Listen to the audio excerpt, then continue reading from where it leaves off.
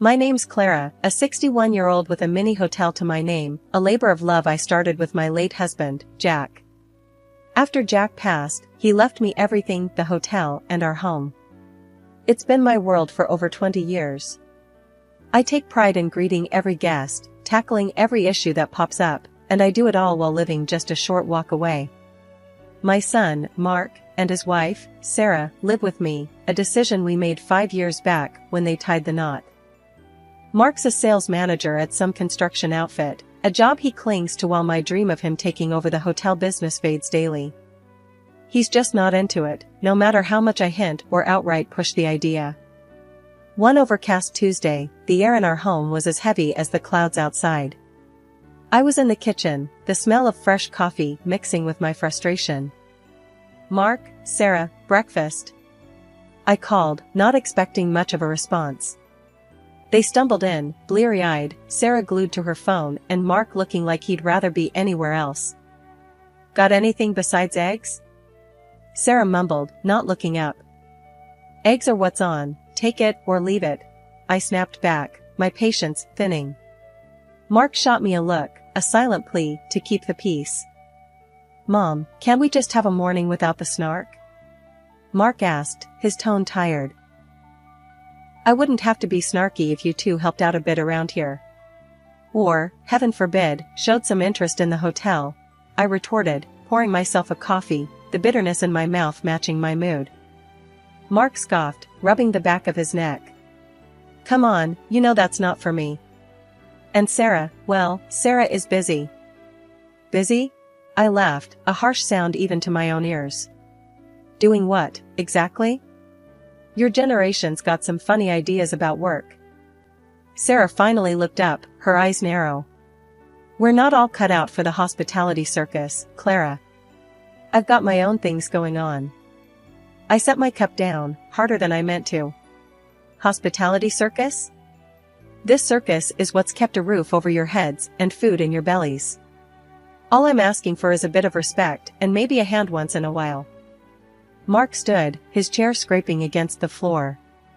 "We're not having this fight again. I'm off to work." He kissed Sarah on the cheek and gave me a wide berth as he left. Sarah, unfazed, returned to her phone. "I'll be out today too. Don't wait up."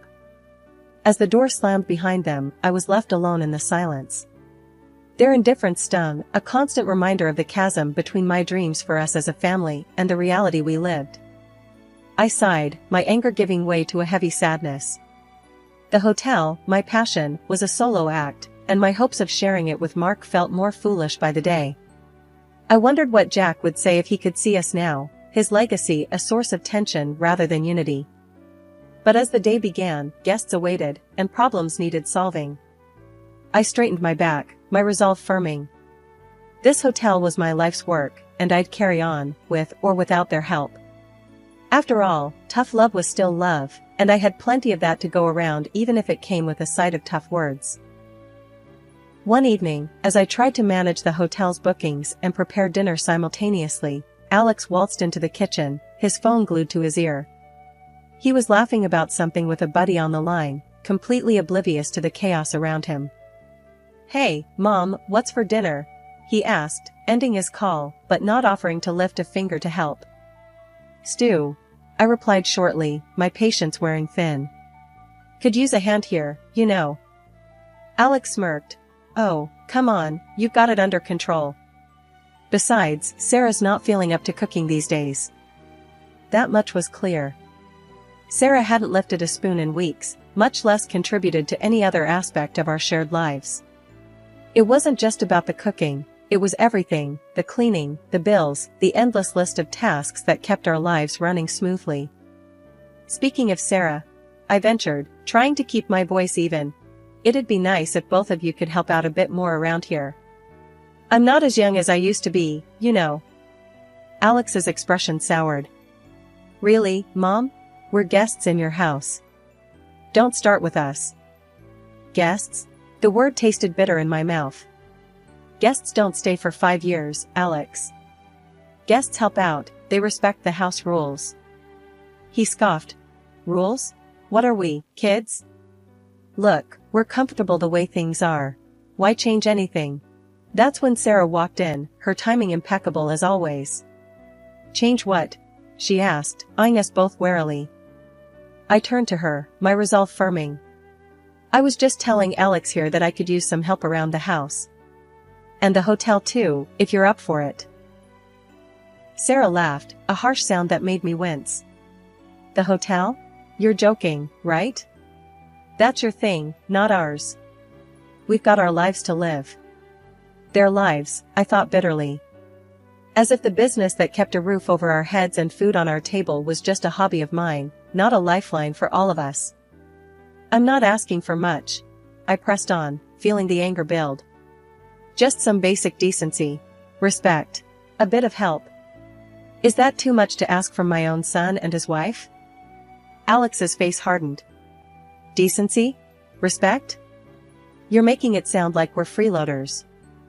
If the shoe fits, I muttered under my breath, immediately regretting it as Alex's face went red with anger. What did you just say? He snapped, stepping closer.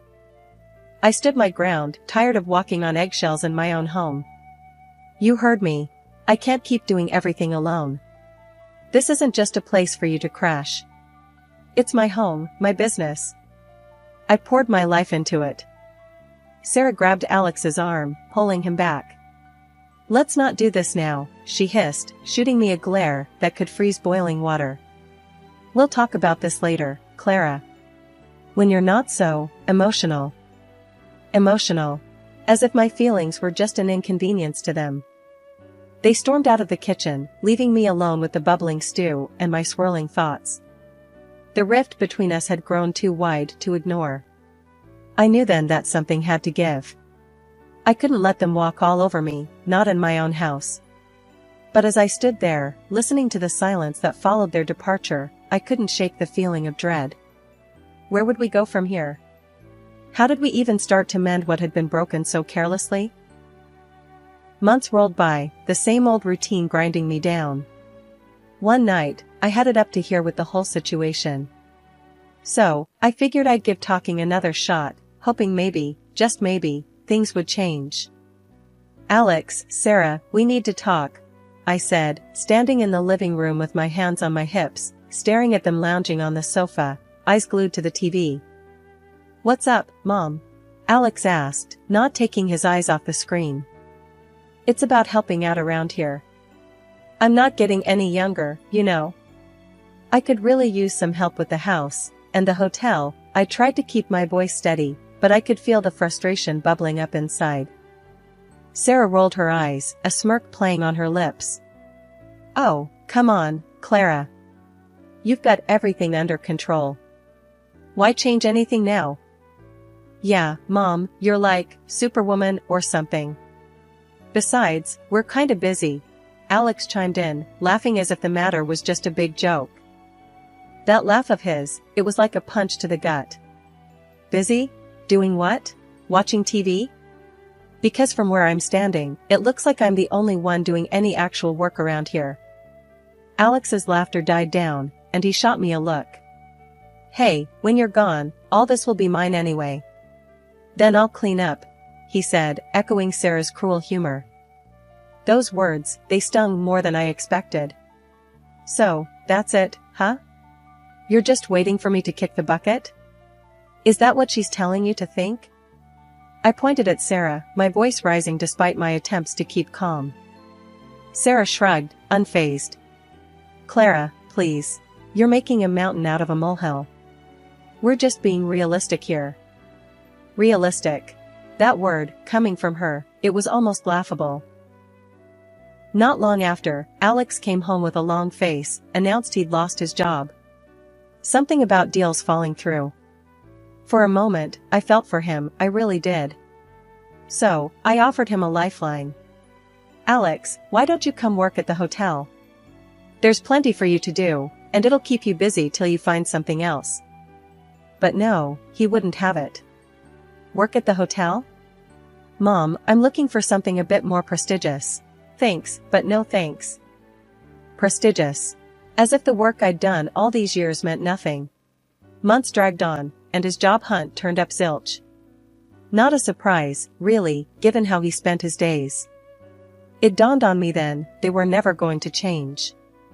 My home was just a waiting room to them, and my life's work was nothing but a future payday they hadn't earned. I was beat, running on fumes really, between the hotel and looking after Alex and Sarah. It got to the point where I even started seeing a psychologist, just to keep my head straight. She suggested I take a break, said I needed to get away for a bit to recharge. Made sense, I hadn't had a real vacation in years. So, at dinner one night, I brought it up, expecting them to brush off the idea. But Sarah, of all people, jumped on it. "Why don't we book you a nice getaway? Hawaii sounds perfect for you. Just leave it to me, I'll sort everything out." She told me how much it would cost, and I, thinking this was some sort of turning point, transferred her the money without a second thought. The excitement bubbled inside me. Hawaii. It's been ages since I'd been anywhere. I got everything arranged at the hotel, made sure the staff knew what to do while I was gone, even got a couple extra hands to help out. But then, the night before I was supposed to leave, something felt off. I asked Sarah to send me the ticket and booking info. Her response froze me in my tracks. "Oh, there's no need for that. We used the money for ourselves. Figured it's a better use. You just stay here and look after things, like always," she said, so nonchalantly, as if she was talking about what to have for dinner. I couldn't believe my ears. "What did you just say?" My voice was a mix of disbelief and rising anger. Alex laughed, a sound that echoed like mockery in my own home. "Yeah, Mom, we needed the break more than you did. You know how it is." I stared at them, feeling a chill run down my spine. These weren't the people I knew. My own son, laughing at my expense. My heart sank. "You stole from me, for a vacation?" Stole is such a harsh word. "We're family, right? What's yours is ours," Sarah quipped, smirking like she'd pulled off some clever trick. I felt sick. My own family, turning on me like this. "I trusted you," I managed to say, my voice barely above a whisper. Alex shrugged, still with that grin that I now found grotesque. "Come on, Mom. It's not a big deal. You can go some other time." I looked at them, really looked at them, and saw strangers where my family should have been. My heart was heavy, a mix of betrayal and clarity settling in. They didn't care about me, not really. All this time, I was just a means to an end for them. That night, I lay awake, the pain of betrayal gnawing at me. But as dawn crept in, so did a resolve. If they could be cold, so could I. It was time to make some changes, time to show that I wasn't just going to roll over and take it. They wanted to play games? Fine. But they wouldn't like the new rules I was about to set. Waking up the morning after Alex and Sarah's departure felt different. The silence in the house wasn't just physical, it was emotional, a space cleared for resolve and action. Today marked the first day of taking back my life. I remembered a call from a few weeks back, a buyer interested in the house. I had pushed the thought away then, not ready to let go of what the house represented. But now, it symbolized chains that bound me to betrayal and ingratitude. It was time to cut those chains. Picking up the phone, I dialed the buyer's number, my heart pounding with a mix of nerves and determination. "Hello, this is Clara. I'm reconsidering your offer for the house. Are you still interested?" I asked, trying to keep my voice steady. The buyer was more than interested, the eagerness in their voice was palpable. "Absolutely, Mrs. Clara. We're still very interested. Given your change of heart, may I offer $500,000? The buyer proposed, a figure that exceeded my expectations. The next few days were a blur of activity. I arranged for movers, directing them as they packed up decades of my life into boxes. Watching my belongings being carted away was surreal, but the vision of Alex and Sarah's shock upon their return kept me going. Their belongings, those they accumulated without a thought to cost or contribution, were boxed up and relegated to the hotel's storage. I briefed my staff with explicit instructions. These boxes are not to be touched or moved without my direct say-so. Understood? Their nods and murmurs of agreement bolstered my resolve. Turning my now empty home over for sale required one last push. I enlisted the help of the maids from the hotel, guiding their efforts to polish and preen each room until it sparkled. The house, devoid of my presence, was ready to find a new owner. The sale concluded swiftly, the house no longer mine within 3 days. But I wasn't done yet. With the weight of my old life lifting, I decided it was time for the vacation I was denied. Miami beckoned with promises of sunshine and solace. I booked myself into a seafront hotel, indulging in the kind of luxury I had always denied myself. At the airport, I felt a surge of freedom. My phone, usually so crucial to my daily existence, was turned off and tucked away. No disturbances. This time is mine, I whispered to myself, a mantra for the journey ahead. As the plane soared into the skies, my thoughts drifted to Alex and Sarah. I imagined their return, the confusion and realization dawning on them as they found the house sold, their belongings boxed and stored, their safety net gone. Would they understand the lesson here? Would they finally see the value of respect and contribution? For the first time in a long while, I smiled genuinely, the weight of years of servitude lifting off my shoulders. This vacation wasn't just a break, it was a declaration of independence, a reclaiming of my dignity and my future. And it was only just beginning. Switching on my phone as I settled into the Miami sun, I braced for the onslaught of notifications. Missed calls and texts from Alex and Sarah lit up the screen, a digital testament to the chaos I'd left behind. Instead of wading into that mess, I dialed my hotel, connecting with my trusted assistant, Jenna. "Hey, Jenna, it's Clara. Give me the scoop. How did the welcome party go for our esteemed guests?" I asked, a smirk playing on my lips as I envisioned the scene. Jenna's laughter greeted me. "Oh, Clara, you missed a show.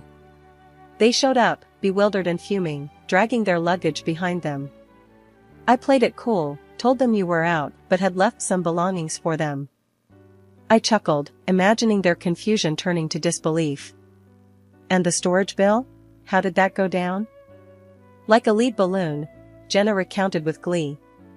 Alex tried to puff up, claiming ownership of the hotel, saying they wouldn't pay. I almost laughed in his face. I told him, "Sir, without payment, I'm obliged to call law enforcement for attempted theft." You should have seen him scramble for his wallet. I laughed openly now, picturing Alex's indignation. And the room?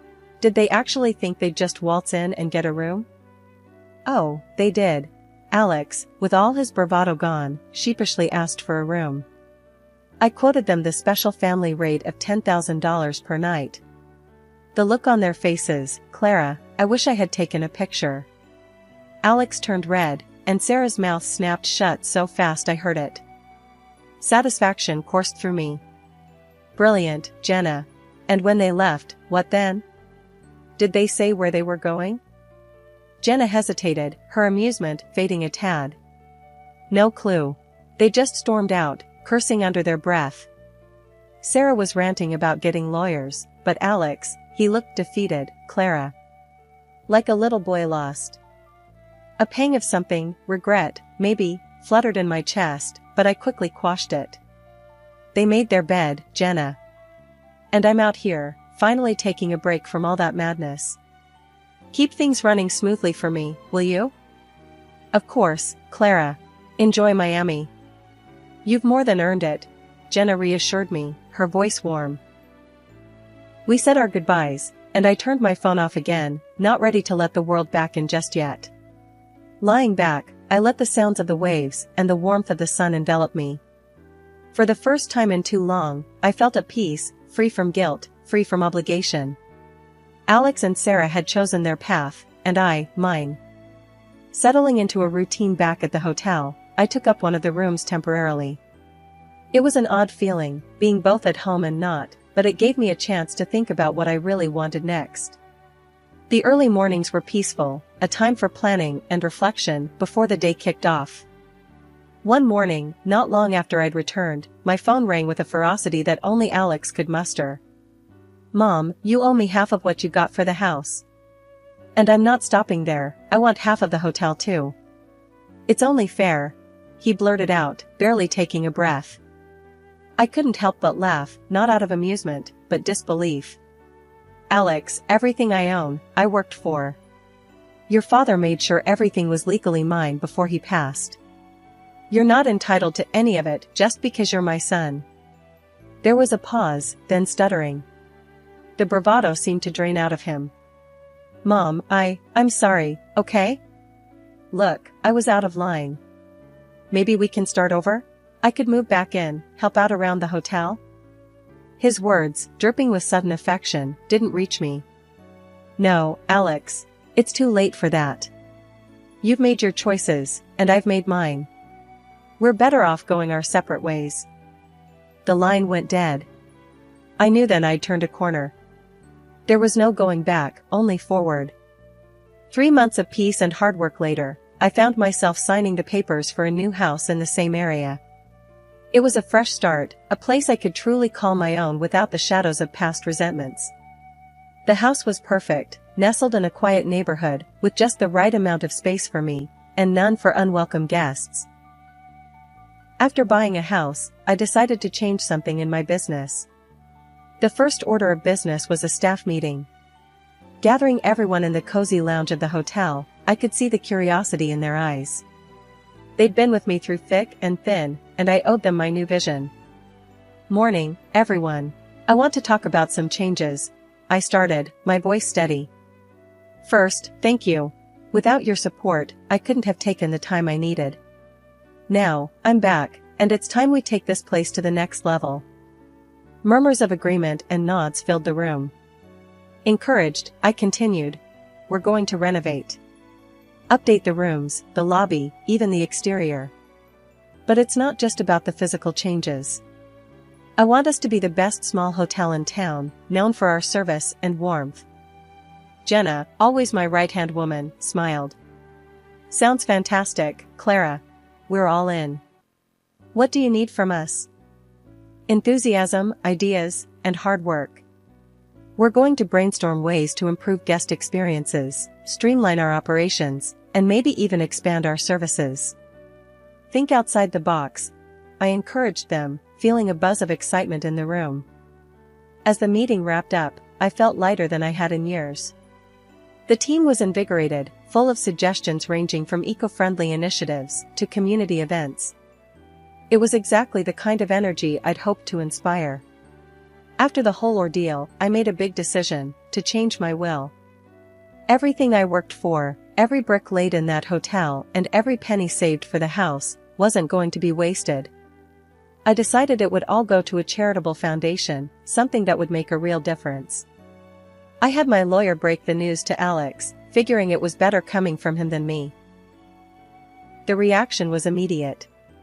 Alex showed up at the hotel, his face a mix of anger and desperation. Mom, this can't be right. The lawyer said you're cutting me out completely? That can't be what you want. I looked at him, really looked at him. Alex, it's exactly what I want. I've given you every opportunity to be a part of this, to be part of something bigger. You chose a different path. He was pacing now, running his hands through his hair. But we're family. You can't just leave me with nothing. Sarah and I, we're struggling here. That was your choice, Alex. I'm offering you a way to work for what you need. A job at the hotel, for $1,000 a month, and a room if you need it for $75 a night. It's more than fair. His face twisted in indignation. Work? Like some entry-level grunt? No way. I deserve more than that. I sighed, a deep, weary breath. Then you're on your own, Alex. I can't help someone who won't help themselves. He stormed out, and that was that. Later, through the grapevine, I heard Sarah left him after finding out the inheritance was a no-go. I felt a pang for him, I won't lie, but he needed to face his own music. Now, it's just me, my hotel, and my peace. I've found joy in the little things, in the quiet mornings, and the bustling days at the hotel. I've got my health, my friends, and a community that respects me. Alex, well, I hope one day he finds his way, learns the value of hard work and maybe, just maybe, understands why I did what I had to do.